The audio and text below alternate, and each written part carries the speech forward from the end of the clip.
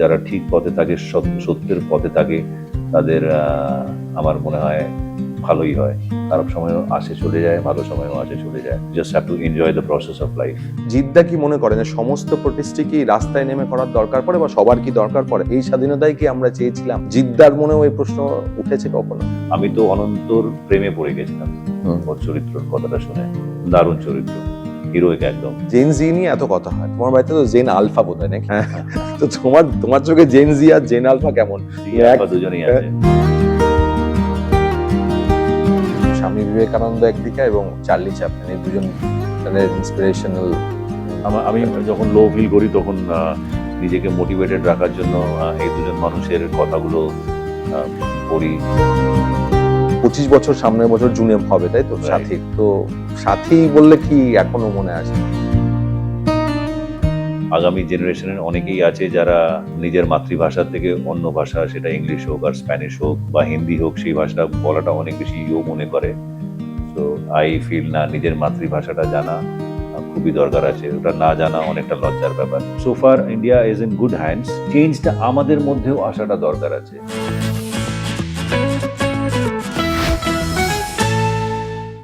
মানুষের জীবনে জয় পরাজয় লেগেই থাকে, ওঠা নামা, সাফল্য ব্যর্থতা লেগেই থাকে। আর যার নামের সঙ্গেই জিত রয়েছে, তার ক্ষেত্রে কি জয়ের পরিমাণটা বেশি?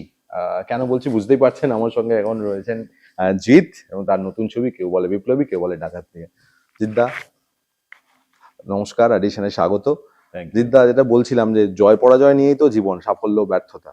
তো কখনো কি এই জিত নামটাও কি এক্সট্রা ইন্সপিরেশনের কাজ করেছে কখনো? যেন আমার নামের মধ্যে জিত জিত আছে, মানে আমরা প্রত্যেকেই তো একটা ওঠানামার মধ্যে দিয়ে যাই, এমন কোনো মানুষ নেই যার জীবনে ওঠানামা নেই। হুম। কখনো কি এরকম হয়েছে কি? যে তোমার নামটাই তোমাকে ইন্সপায়ার করেছে কখনো, বা মনে হয়েছে? মানুষের জার্নি, মানুষের অভিজ্ঞতা, জীবনের অভিজ্ঞতা, নিজের জীবন থেকে বা অন্যের জীবন থেকে, সেখান থেকেই এটা দেখি, জানি, বুঝি, শিখি যে হার জিত লেগেই থাকে। এবং আমি অনেকদিন আগেই একটা জায়গায় বলেছিলাম যে কঠিন সময়, ভালো সময় কোনোটাই চিরস্থায়ী নয়, দুটোই খুবই টেম্পোরারি, আসে আর চলে যায়। তো খারাপ সময়ও আসে চলে যায়, ভালো সময়ও আসে চলে যায়। You just have to enjoy the process of life. এবং তোমার থেকে ভালো এটা কেউ যায় না। যে এত বছরের যে জার্নি, আমি যদি অভিনয় জার্নি বলে সেটা তো অবভিয়াসলি 30-30-এরও বেশি হয়ে গেছে, মানে শুধু অভিনয় জীবন আমি যদি বলি। সিনেমা হলো, সেদিনকে এই কাঞ্চনদা সাথীর কথা বলছিল। তো এই যে কলকাতা, হায়দ্রাবাদ, বম্বে, কলকাতা, এই যে পুরো জার্নিটা কিভাবে দেখো, মানে এতদিন পরও, মানে মনে হয় এইরকম ভাবে চলে গেল। স্পেশালি ভালো সময় তাড়াতাড়ি চলে যায় না, আরো ফাস্ট। তো মনে হয় যে এই সময়, আর খারাপ সময়টা মনে হয় একটু লম্বা। বাট থ্যাঙ্কফুলি আমি আমার জীবনে মানে খারাপ সময় কোনোদিন খুব বেশি ফিল করতে পারিনি, because we live in a joint family. আর আমরা একে অপরের সাথে আনন্দে মজার মধ্যে সময় কাটাই। আর সেখানেই অনেকগুলো জীবনের আনন্দ লুকিয়ে থাকে, যেটা এক এক সময় ভুলিয়ে দেয় যে তোমার প্রফেশনাল ফ্রন্টে, ওয়ার্ক ফ্রন্টে তুমি কতটা সফল না অসফল, বা আজকে একটু লো আছে না আজকে একটু হাই আছে, ডাজন্ট ম্যাটার। দুটোই আনএফেক্টেড থাকা উচিত। এবং as long as you are sailing through, God is kind enough to ওই আশীর্বাদটা দিয়ে রেখে যে হ্যাঁ, you can stay afloat, you can survive well and with all basic needs of life. I think এর থেকে বিউটিফুল কিছু হতে পারে না। ওটা দারুণ কথা বললে, এই যে জয়েন্ট ফ্যামিলি বললে, জয়েন্ট ফ্যামিলি হোক বা এমনি পরিবার, পরিবারের রোলটা ভীষণ গুরুত্বপূর্ণ হয়ে যায়। আর বিশেষ করে এখনকার দিনে আমরা দেখি, আমরা হয়তো আগেকার দিনেও আমরা প্রত্যেকটা মানুষই ডিপ্রেশন, লোনলিনেস এর মধ্যে দিয়ে যায়, কিন্তু কোথাও এখন হয়তো এত নিউক্লিয়ার ফ্যামিলি বা সবাই এত একা একা নিজেদের মধ্যেই সময় কাটায়, তার জন্য হয়তো এই খারাপ সময় সাপোর্ট সিস্টেম থাকে না। তো পরিবার খুব গুরুত্বপূর্ণ মানুষের জীবনে, এবং ভীষণভাবে ভীষণভাবে ভীষণভাবে। অ্যান্ড পরিবারের সাথে, পরিবারের মাঝে থাকলে, ভালোবেসে যদি থাকা যায়, তাহলে খারাপ সময় থ্যাঙ্কফুলি বোঝা যায় না। তো এই যে ফ্যামিলি ম্যান জিত, এটা কি মানে রক্তেই মানে বইছে, মানে এটা জিনগত যে ফ্যামিলি ম্যান? আমরা ওইভাবেই বড় হয়েছি। আমরাও যখন বড় হয়েছি আমরা দেখেছি, আমরা জয়েন্ট ফ্যামিলিতে থাকতাম, আমার বাবারা 3 ভাই, তারা একসাথে থাকতো, এবং আমরা ওই পরিবেশেই বড় হয়েছি। আজকে সবাই যে যার মতন করে আস্তে আস্তে আস্তে আস্তে ফ্যামিলি বড় হয়ে গেছে, স্প্রেড করে গেছে, বাট দেয়ার আর মানে আমাদের ফ্যামিলি, ইমিডিয়েট ফ্যামিলির মধ্যে বা একটু ডিস্টেন্স যদি বা সেকেন্ড থার্ড লেয়ার্স এর মধ্যে যদি দেখা হয়, তো there more than 100 people around in our family in Kolkata. মানে এখানেই জন্মেছে, এখানেই তারা বড় হয়েছে। 100 জনের ঊর্ধ্বে আছে আমাদের ফ্যামিলিতে, প্রায় 150 জন। বাপরে, কোনো কেউ ভাবতেই পারবে না এখনকার দিনে তো And মানে আমরা সকলেই একে অপরের সাথে ওয়েল কানেক্টেড, ওয়েল নেটেড, অ্যান্ড সবাই সবার সাথে, কারোর সাথে এমন কোনো সম্পর্ক নেই ওর সাথে কথা বলবো না, কেউ নেই। সবাই সবার সাথে স্নেহ ভালোবাসার সাথেই কথা বলে। কার ভেতরে কি আছে না আছে God knows, but again everybody is loving with each other. মানে এটা আজকের দিনে কিন্তু সত্যি ভাবাই যায় না, কারণ এমনি God is 3-4 kind, জনেই এই বোঝা যায় না। তো অবভিয়াসলি তোমার ভাই এবং তোমার স্ত্রীর তো একটা বিরাট বড় রোল আছে তোমার জীবনে। তার সঙ্গে এই যাদেরকে আমরা দেখতে দেখতে পাই না, হয়তো অনেকে জানে না যে এক্সটেন্ডেড ফ্যামিলি আছে যাদের সঙ্গে আমাদেরও, আমরা যবে থেকে কাজকর্ম শুরু করেছি, আমরাও হয়তো 20-22 বছর ধরে অনেককে দেখছি যে তোমার সঙ্গেই রয়েছে, তো তাদেরও একটা বড় ভূমিকা থাকে। তোমরাও তো এক্সটেন্ডেড ফ্যামিলি। হ্যাঁ, অবভিয়াসলি নিজেকে তাই মনে করি, যে কারণ একদম একদম শুরু থেকে যদি জার্নিটা অলমোস্ট দেখা, তার হয়তো কয়েক বছর পর, তো সেটাও একটা ভীষণ strength. Yes, of course, yeah. Right. আচ্ছা, স্বাধীনতা দিবস, স্বাধীনতা দিবসের প্রাককালে, মানে একদিন আগে বলে স্বাধীনতা দিবসের মধ্যে নতুন ছবি, তো সেই জায়গায় দাঁড়িয়ে তোমার কাছে স্বাধীনতা কি, মানে স্বাধীনতা বলতে কি মনে আসে, মানে আমার কাছে কি সেটার থেকে আপাতত যদি বলো যে অনন্তলাল সিংহ হুম বা সেই সমস্ত বিপ্লবীরা যারা স্বাধীন ভারতের জন্য লড়াই করেছিলেন, তারা যেই স্বাধীনতা চেয়েছিলেন সেই স্বাধীনতা কি আজও আমরা পেয়েছি? এই প্রশ্নটা এই সিনেমাটা তো অবশ্যই ছেড়ে যাচ্ছে। এই প্রশ্নের উত্তর খোঁজার জন্য আপনারা সবাই হলে আসুন, দেখুন এবং নিজেরাই বিচার করুন যে আমরা কি সত্যি স্বাধীন হয়েছি। রাইট, একদম। অনন্ত সিংহ যে আমরা যে ট্রেলারটা যেটা দেখলাম, সেখানে যে প্রশ্নটা করছে, মানে বা এই যে প্রশ্নটা উঠে আসছে যে এই স্বাধীনতাই কি আমরা চেয়েছিলাম, হ্যাঁ, তো কখনো কি জিদ্দার মনেও এই প্রশ্ন উঠেছে কখনো? না, অনন্ত সিংহের মনে তো উঠেছে। আমি পরাধীন ভারতে ছিলাম না, থাকিনি, হুম, বা যখন পড়ে জেনে যতটুকু বুঝতে পারি, আমার মনে হয় যে আমাদের দেশের লিডারশিপ খুব ভালো জায়গায় আছে, বাট তবুও এত বড় পপুলেশনের দেশ, এত সিস্টেমের মধ্যে এত রকমের মানুষ, কখনো কখনো ভুল ত্রুটি হয়ে যায়। But so far India is in good hands, and definitely সব জিনিস তোমার মনের মতন হবে না। আমরা সরকারকে বলি বা সিস্টেমের ব্যাপারে বলি, বাট তার থেকে বেশি ইম্পর্টেন্ট হচ্ছে চেঞ্জটা আমাদের মধ্যেও আসাটা দরকার আছে। We all as humans first আমাদের নিজের আহ, আশেপাশের জায়গা, নিজের পরিবার হোক, নিজের পাড়া হোক, নিজের লোকালিটি হোক, নিজের শহর হোক, নিজের রাজ্য হোক, নিজের দেশ হোক, এই জিনিসটার প্রতি আমাদের সচেতন হওয়াটা ইকুয়ালি ইম্পর্টেন্ট আছে যতটা সরকারের দায়িত্ব এটা। এটা আমরা কোথাও আঙ্গুলটা এরকম রাখি, এরকম কোনো সময়ই রাখি না। এক্স্যাক্টলি। দ্যাট ইজ আমরা কি সব জিনিস ঠিক করছি? একদম। আমরা যদি সব জিনিস ঠিক করি, তাহলে আমরা ভয়েস রেজ করলে সেই ভয়েসটাকে মানুষ শুনবে। একদম। এই এই যেটাই বলছেন যে আমাদের টলারেন্ট হবে, মানে যে কথাটা, মানে যেটা টলারেন্ট, যে সবকিছুই মনের মতন হবে না। তো এই এখন যেটা খুব ট্রেন্ড দেখা যায়, মানে এটা এমন নয় যে রাজনৈতিক বা কোনো ক্ষেত্রে, এটা সমস্ত ফিল্ডে এসে গেছে, যে বিরুদ্ধ কোনো মত এলেই সেটা গ্রহণ হচ্ছে। মানে আমার যে মত, তার মতের সঙ্গে যদি অন্যজনের না মেলে, তাহলেই আমি সেটা মানতে পারছি না, বা উল্টোটা। হ্যাঁ, তো এইটা কি এখন অনেক বেশি মনে হয় তোমার, যে কেউ মানে, আমরা তো এত গণতন্ত্র হোক বা যে কোনো জায়গায় মতভেদ তো থাকবেই, যেমন বলছিলেন পরিবারেও থাকে হ্যাঁ, মতভেদ, হ্যাঁ। কিন্তু সেটা কি এখন অনেক বেশি, মানে খুব তাড়াতাড়ি রিয়াক্ট করে ফেলি, খুব তাড়াতাড়ি আমরা কনক্লুশনে চলে যাই যে কোনো ক্ষেত্রে, নট অ্যাবাউট রাজনীতি বা কিছু, আমি যে খেলাধুলা পৃথিবীতে থাকি সেখানে এরকম হয় না। আমি বাট যদি এরকম হয়ে থাকে, মানুষকে ডেফিনেটলি একটু টলারেন্টও হতে হবে, একটু অ্যাকসেপ্টিংও হতে হবে। দুটো জিনিসই দরকার আছে। আর উপরওয়ালার উপরে ফেথ রাখাটা ভীষণ ইম্পর্টেন্ট আছে। তো if you have faith in God, eventually যারা ঠিক পথে থাকে, সত্যের পথে থাকে, তাদের আমার মনে হয় ভালোই হয়। ঠিক, রাইট।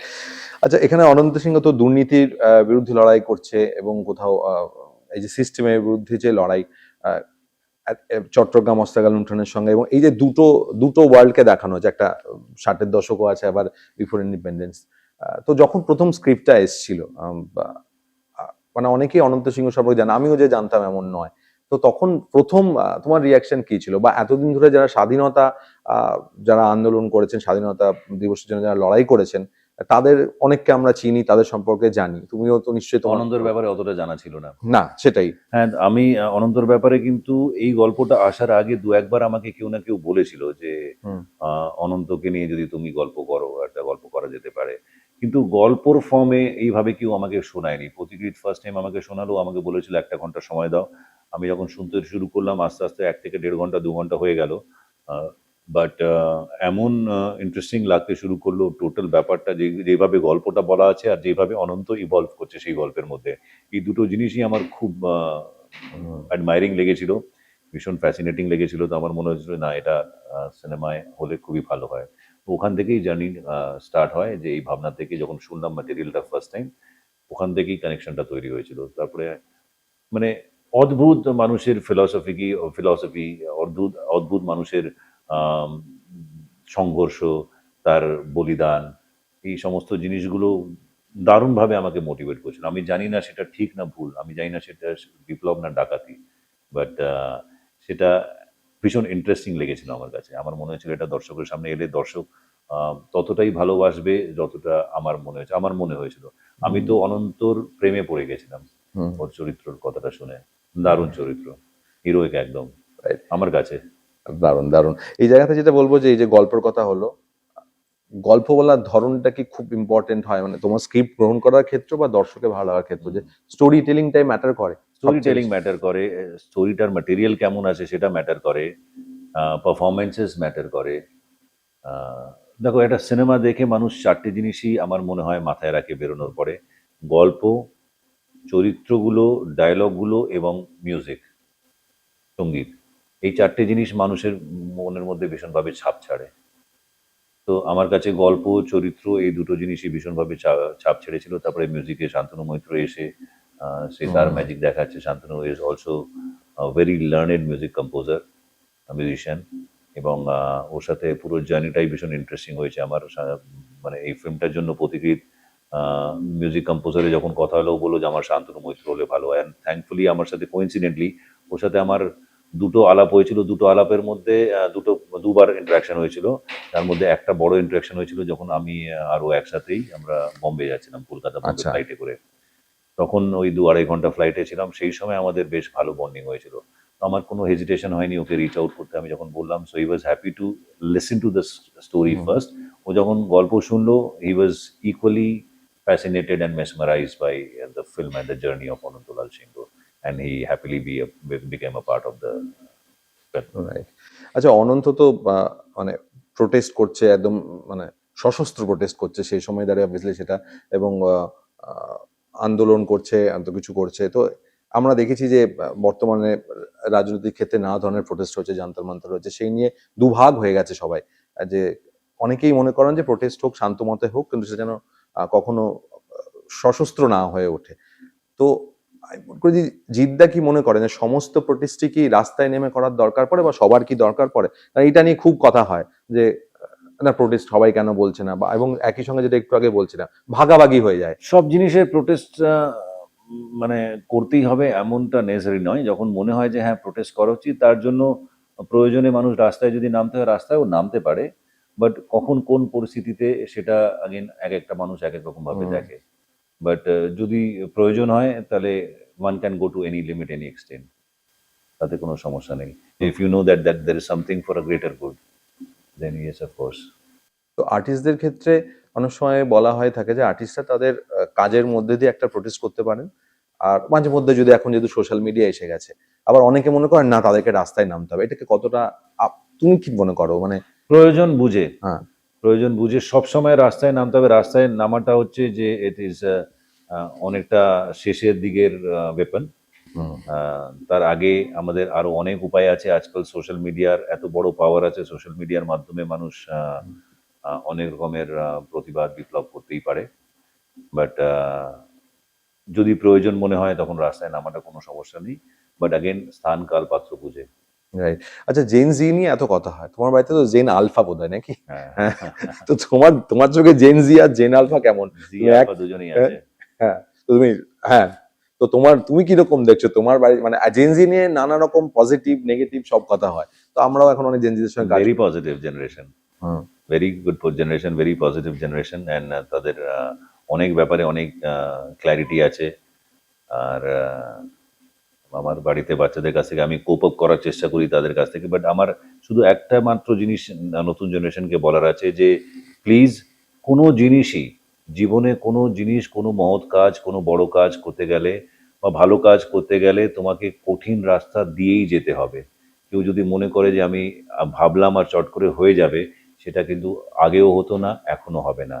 তাই ওই যেহেতু অ্যাটেনশন স্প্যান কমে যাচ্ছে, মানুষ চায় যে ইনস্ট্যান্ট গ্র্যাটিফিকেশন হোক, সেটা কিন্তু হবে না। তো অনেক সময় তোমাকে কঠিন রাস্তা দিয়ে যেতে হবে, তার জন্য প্রস্তুত থাকতে হবে। রাইট, খুব ভালো, ভালো কথা, খুব ভালো অ্যাডভাইস। Thank you. আচ্ছা, 9টা লুক, তো কতটা করে সময় লাগতো, বা মানে সেটার জন্য কি লুকের তোমারও নিজস্ব একটা ইয়ে থাকে, মতামত এসবে খুব বেশি না, রকম না, থাকে। এটাতে আমার হ্যাঁ, মতামতের থেকে সোমনাথ কুন্ডু আর সঞ্চিতা হুম, ভট্টাচার্য, যে কস্টিউমস করেছে, সোমনাথ মেকআপ, তো এরা দুজনেই ডিরেক্টরের সাথে আলোচনা করে, আমিও আলোচনার মধ্যে অংশগ্রহণ করেছি। কোনো কোনো জিনিস ভালো লাগেনি, সেগুলো নিয়েও আমরা বলেছি। বাট আমরা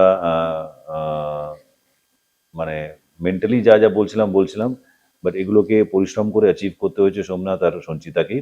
আর আমাদের জন্য কাজ ছিল যে হ্যাঁ, ওই লুকটাকে জাস্টিফাই করা এবং তাকে আলাদা আলাদা করে কি করে ডিফাইন করা যেতে পারে। সে যদি সাধু হয়, তাহলে সাধুর মতন যেন তার ব্যবহার হয়। সে যদি একজন ফিল্ম ডিরেক্টর হয়, তার ব্যবহার যেন একটু ফিল্ম ডিরেক্টরের হুম। মতন হয়। তো সেই ফিল্ম ডিরেক্টরটা আমি সব থেকে বেশি এনজয় করেছি, ওই লুকটাকে এবং ওই চরিত্রটাকে।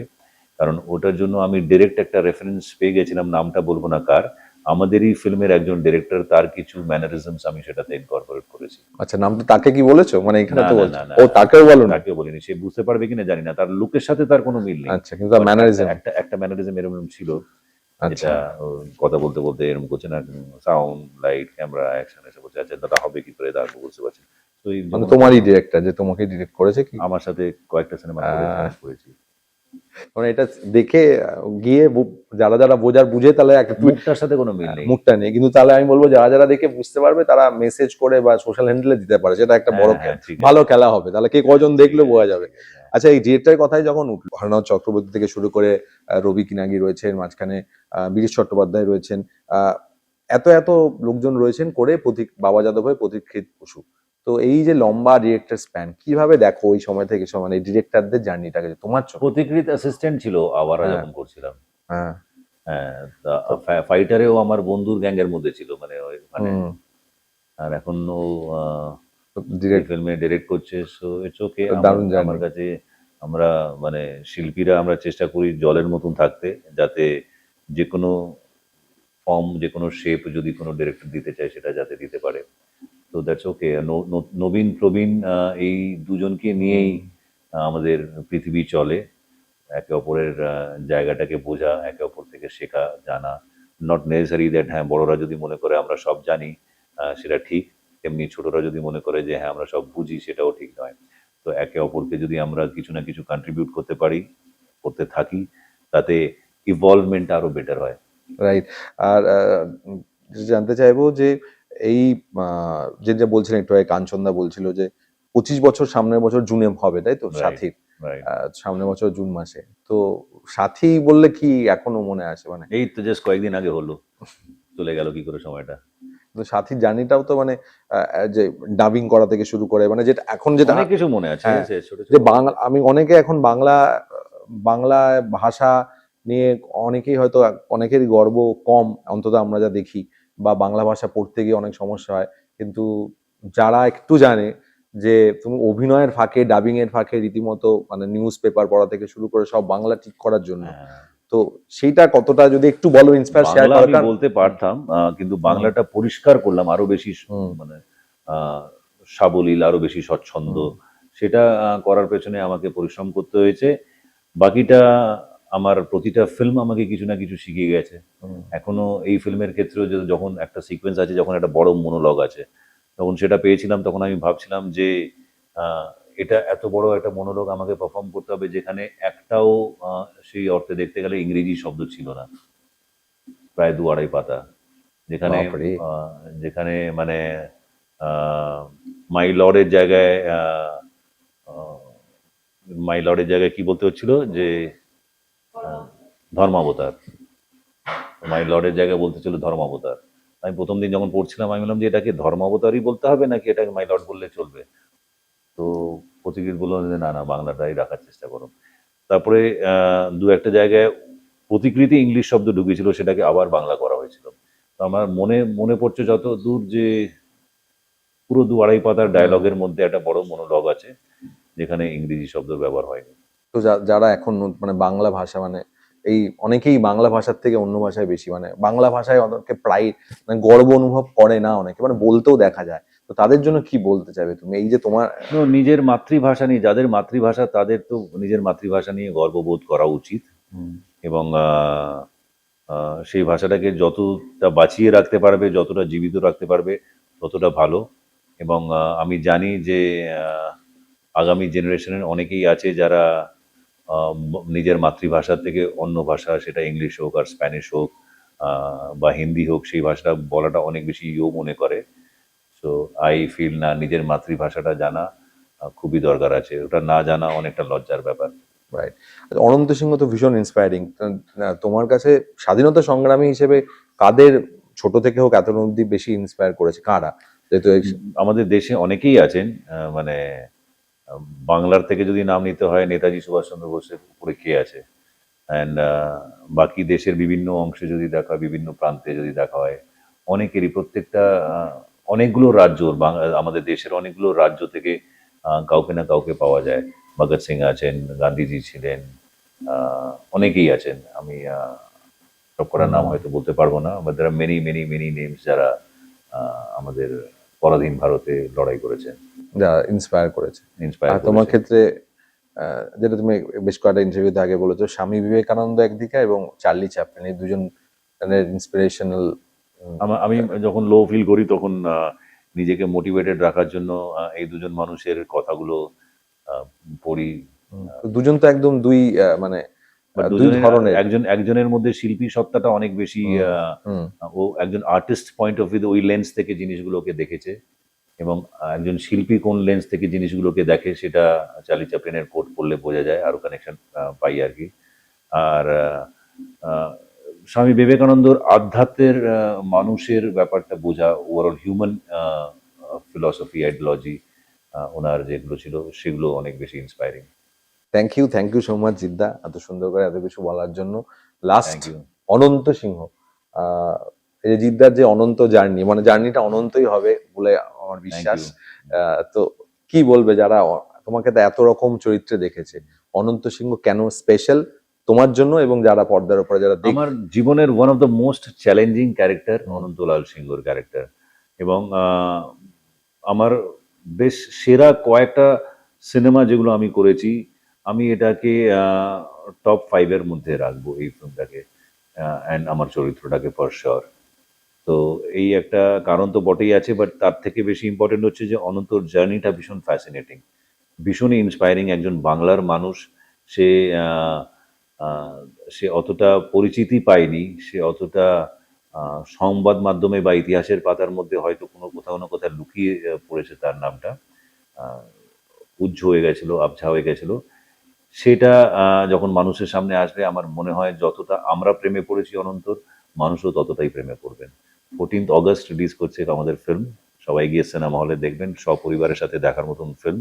একটা ইন্সপায়ারিং মানুষের গল্প, একজন মানুষ, একটা এমন একটা গল্প যেটা আমার তো মন ছুঁয়ে গেছিল, আশা করি আপনাদেরও মনে দাগ কাটবে। থ্যাংক ইউ সো মাচ, এবং আশা করবো তোমার প্রেমে যেমন এতদিন ধরে এত বছর ধরে দর্শকরা রয়েছে, আমরা রয়েছি, আরো এরকম এই অনন্ত প্রেমের অনন্ত জার্নি তোমার সঙ্গে একটা দর্শকের চলতে থাকবে। Thank you so much. Thank you.